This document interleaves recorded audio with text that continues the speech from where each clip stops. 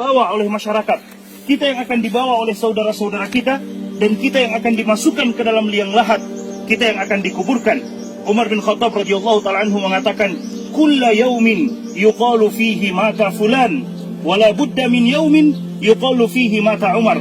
Setiap hari kita mendengarkan ada orang yang meninggal, disebutkan nama mereka, telah meninggal si fulan, si Allan, dan pasti akan datang suatu hari di mana nama Umar yang akan disebutkan, telah meninggal Umar bin Khattab radhiyallahu ta'ala anhu. Dan itu telah terjadi.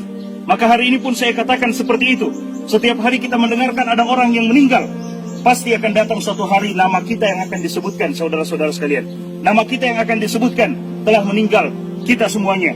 Disebutkan nama-nama kita menuju kepada Allah Subhanahu wa ta'ala.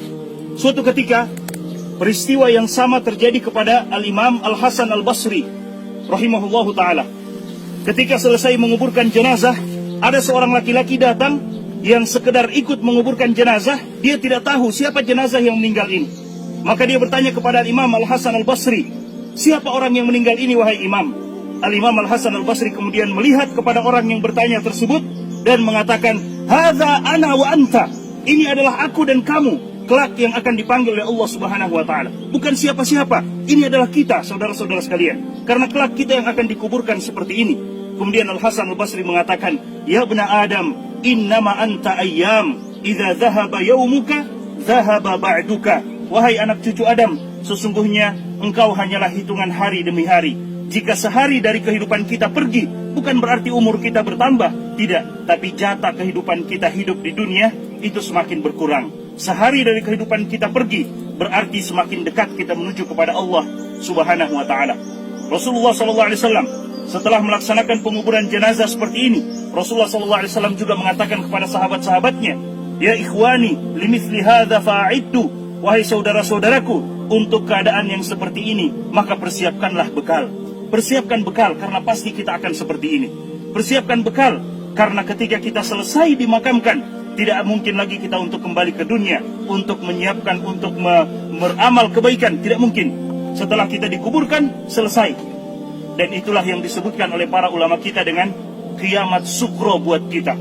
Kiamat kecil buat kita ketika kita telah dikuburkan. Karena tidak mungkin kita bangkit lagi untuk beramal ibadah. Selesai. Apa yang telah kita kerjakan akan kita dapatkan hasilnya. Dan apa yang kita lakukan dari dosa dan maksiat akan kita lihat juga hasilnya di hadapan Allah Subhanahu wa ta'ala. فَمَنْ يَعْمَلْ مِثْقَالَ ذَرَّةٍ شَرًّا يَرَهُ وَمَنْ يَعْمَلْ مِثْقَالَ ذَرَّةٍ خَيْرًا يَرَهُ. Siapa yang beramal keburukan akan dilihat sebesar zarrah pun. Kata para ulama kita, zarrah bisa diartikan dengan anak semut. Sebagian ulama tafsir kita mengatakan zarrah artinya anak semut. Bayangkan saudara-saudara sekalian, subhanallah, semut saja sangat kecil, bagaimana dengan anak semut? Sebesar itu keburukan atau kebaikan kita akan kita lihat balasannya di sisi Allah Subhanahu wa ta'ala. Tidak ada satupun yang akan dizalimi oleh Allah Subhanahu wa ta'ala. Limithli hadza falyamalil 'amilun. Untuk keadaan seperti ini, maka hendaklah kita mempersiapkan amalan-amalan yang terbaik. Selesai menguburkan, Nabi SAW mengatakan kepada para sahabatnya, Salullaha li akhikumut tathbit. Minta dan bermohon kepada Allah Subhanahu wa ta'ala untuk saudaramu yang telah dikuburkan ini at-tathbit, kekokohan, keteguhan untuk menjawab fa innahul ana yus'al, karena dia sekarang sedang ditanya oleh malaikat Munkar dan Nakir. Ditanya tentang man rabbuka, siapa Rabbmu? Ditanya tentang man nabiyuka, siapa nabimu? Ditanya tentang madinuka, apa agamamu? Pertanyaan yang semua kita sudah mendengarkannya, tapi tidak semua manusia bisa menjawabnya. Siapa Tuhanmu? Kita akan menjawabnya dengan ibadah kita kepada Allah Subhanahu wa ta'ala. Siapa nabimu? Kita akan mampu menjawabnya dengan bukti nyata mengikuti Nabi SAW, mengamalkan sunnah-sunnah beliau dan menjauhi perkara-perkara yang beliau tidak datang dengannya. Dan apa agamamu? Kita akan mampu menjawabnya jika kita beragama dengan agama yang dibawa oleh Nabi Muhammad SAW. 3 pertanyaan yang kita mampu menjawabnya sesuai dengan bagaimana kita mengamalkan 3 hal tersebut di kehidupan dunia ini. Nabi SAW mengatakan seperti itu kepada para sahabat. Kemudian Allah Subhanahu wa ta'ala berfirman di dalam Al-Quran, Yuthabbitullahu alladhina amanu bilqawli tsabiti fil hayati dunya wa fil akhirah. Orang-orang yang beriman, yang teguh dengan keimanannya, yang istiqomah dengan keimanannya, mereka, kata Allah Subhanahu wa ta'ala, Yuthabbitullahu alladhina amanu bilqawli tsabit. Allah akan kokohkan mereka dengan perkataan yang kokoh, perkataan yang kuat, yaitu la ilaha illallah. fil hayatid dunya, dalam kehidupan dunia mereka, wa fil akhirah, dan dalam kehidupan akhirat mereka. Dan kita semua tahu, kuburan bukan rumah terakhir buat seseorang, tapi kuburan adalah rumah pertama menuju negeri akhirat. Sebagaimana yang diriwayatkan oleh Utsman bin Affan radhiyallahu taala anhu, ketika beliau menziarahi kubur, beliau menangis, saudara-saudara sekalian, sampai basah jenggot beliau. Para sahabat yang melihat itu mengatakan, ya Utsman, dzukirat indakal jannah wan nar, disebutkan di sisimu tentang surga dan neraka, engkau menangis, tapi tidak seperti tangisanmu ketika engkau berada di sisi kuburan. Maka Utsman bin Affan mengatakan, karena aku mendengarkan Nabi SAW bersabda, al-maqabir awwalu manazilil akhirah, kuburan adalah rumah pertama menuju negeri akhirat. Jika kita selamat di kuburan kita, saudara-saudara sekalian, maka yang selanjutnya akan dimudahkan oleh Allah Subhanahu wa taala. Namun jika kita disiksa di dalam kuburan kita, maka bagaimana dengan yang selanjutnya? Rasulullah SAW mengatakan kuburan hanya akan menjadi dua, imma yakuna rawdatan min riyadil jannah atau hufratan min hufarin niran. Entah dia menjadi taman dari taman-taman surga, atau dia menjadi lubang dari lubang-lubang api neraka, waliyadzubillah.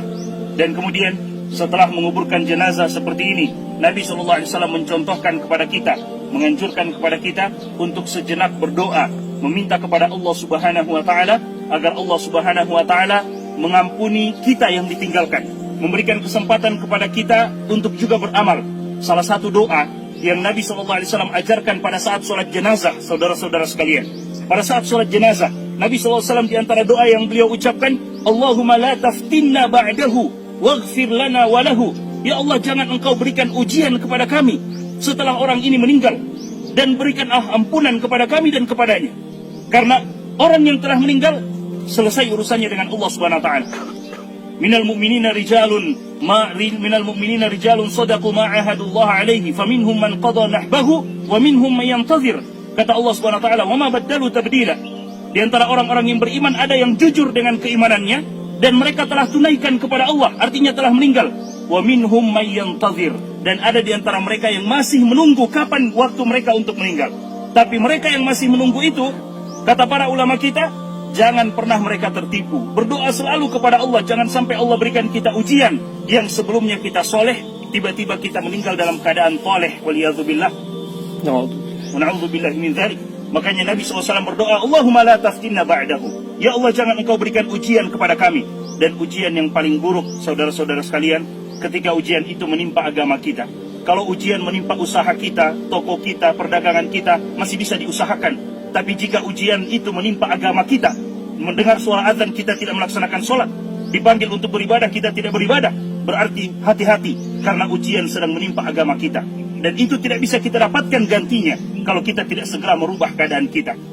Allah Subhanahu wa taala mengatakan, innallaha la yughayyiru ma biqaumin hatta yughayyiru ma bi anfusihim. Allah tidak akan merubah keadaan kita sampai kita mau merubah keadaan kita untuk menjadi lebih baik, menjadi lebih menghambakan diri kepada Allah Subhanahu wa taala.